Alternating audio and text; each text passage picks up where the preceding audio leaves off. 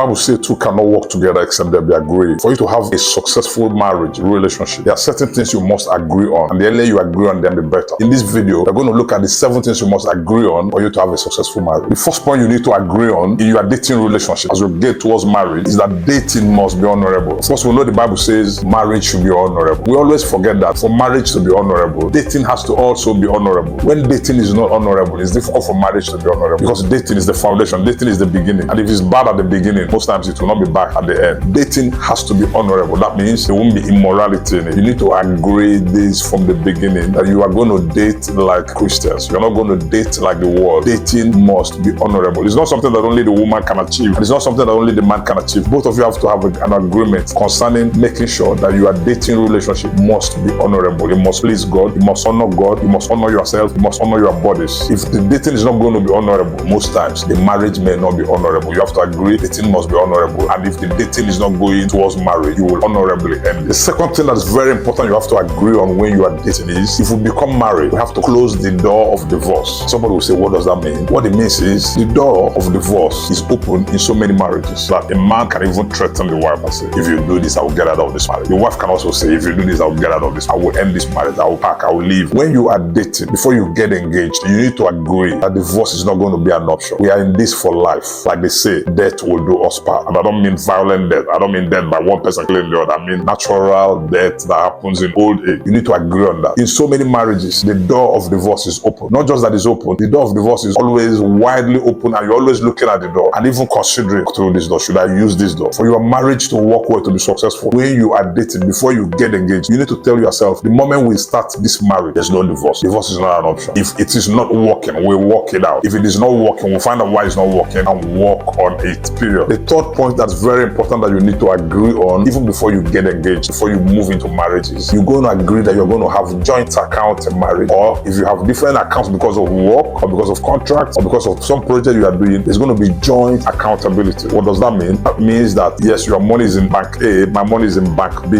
Where it is necessary, you know what I'm doing with my money, I know what you are doing with your money. We have become one. It's not just our body becoming one, our money must become one. A lot of marriages, they have become one, but their money and their funds and their wealth are in different places. So you can have a secret plan to live. I know a couple that they have problems. The man rented the house elsewhere, did everything, moved into another house, and the wife just woke up one day and there was no man again because they have different money, different places. So you can make a secret plan. You can plan to travel and your husband does not know. You can plan to buy a house. You can plan to do a lot of things and your spouse will not know. When your money is together, of course there could be some small money you have in small places. That makes it easy. Money you can play with, money for fun. You can have that one separately. You know, maybe you want to do this or you want to do that. People should have that for some freedom. Yeah, you want to give some small money to this and that. People do that. But if it's big money, your spouse should know where your money is. Some people think, how can we do that? But then you are becoming one. You cannot share your bedroom, share your body, share everything, but you don't share your money. You cannot become one. Bible says two shall become one. You become one in everything, but you're not becoming one in your money. For your marriage to really work and become one, and you are not separate, and you are not divorced in your money, and you are not separated in your money, you need to run joint accounts. Like I said, if there are going to be small accounts where you can maybe buy small things your husband or your wife doesn't need to know about, people need to have that kind of small account where you have maybe 10% or 5% of your salary. It's there, you can spend it as you wish, but the bulk of your money should be together. The fourth thing that you need to agree on is that you need to target total transparency. You might ask me, JP, what do you mean by total transparency? What I mean by total transparency is so many people today, a man cannot access his wife's phone or vice versa. Some women cannot touch their husband's phone. That's not transparency. There's a password and there's a password after that password, and that password is passworded again. You know, 3 passwords just to your phone. You'll be wondering, your phone is not a vault in the bank that is passworded 3 times. It's just a phone. You should have passwords and passwords and passwords on your phone. You should be able to leave your phone for your wife to use. It's your protection. If there's something wrong, you know, you won't want to do it because you know your wife can see your phone. Your wife should be able to access your phone. Your husband should be able to access your phone. You know, there shouldn't be passwords and passwords and passwords. And there should be no private spaces. You say, this is my private space. You can't come to my private space. This is my private shelf. You shouldn't come to my private shelf. Even private rooms are not encouraged. The woman said they were building a house and the husband said, this is your room and that's my room. And they said, no, if that's that, don't build again. I'm not living there. Anything you are building, our rooms have to be together, one room. Where your room is where my room. They should be the same room. They should be, you have access to their phone, access to their private space. Bible said they were naked and not ashamed. You should be open. You should be transparent. They should not be asking you, where did you go to? Who were you with? No, you should share where you are going to, who you are going to be with. And when you are coming back, your wife should not be wondering who knows where he is, who knows who is with, who knows when he's coming back. If you have that, then you don't have transparency, and that's going to be a problem in your marriage. Fifth point that you need to agree on before you even get engaged to make sure that your marriage is safe. You need to agree that when you are angry, you talk. So many people, when they're angry, they don't talk, they sulk, they keep to themselves, they bang doors, they don't answer questions. Or if they want to answer, they answer you with a word. Are you okay? Yes. What is wrong? Nothing. What do you want me to do? Nothing. What do you want us to do? Leave me alone. No, you don't solve when you're angry. You talk. And you have to be intentional about it. You have to be deliberate about it. If you don't, your marriage will struggle. So before the marriage starts, a lot of marriages end. They have problems before the marriage begins. You have to agree that whenever you are angry, and you are going to be angry, you talk. You don't solve. You say, this is what I don't want. This is what you did. Please, next time do it this way. Or next time do it that way. Don't solve. Don't say, I'm not talking. Don't refuse to eat. Don't refuse to come to bed. Don't refuse to do anything. That's childish. If you do that, you're going to increase the tension and the pressure in your marriage. The sixth point you need to agree on when you are dating is that you need to agree on what you're going to do with your money. We've talked about joint accounts, joint accountability. That's good. That's important. That preserves your money. That preserves your integrity. But you need to also agree, what are we going to do with our money? What do we invest? What do we save? What do we spend? What do we buy? When do we buy them? When do we need a car? When do we not need a car? When can we take taxis? When do we need to take buses? When do we need to do this? When do we need to invest? What are we investing in? Are we going to invest in real estate or mutual funds? Are we going to buy common stock? Are we going to buy exchange traded stock? What are we going to put our money in? Can we give loan to relatives? Are we going to help family members? Are we going to send money to family members? If we're going to send, how much are we going to send? Who does the sending? You need to agree on these things. If you don't agree on them, you may have problems. Very, very important that you agree on these things. Of course, there may be things that come up that you didn't agree on, but you have to have a framework. Basically, you have agreed on some things that can guide you on the ones you did not agree on. It is important to agree on all these things so that you don't fight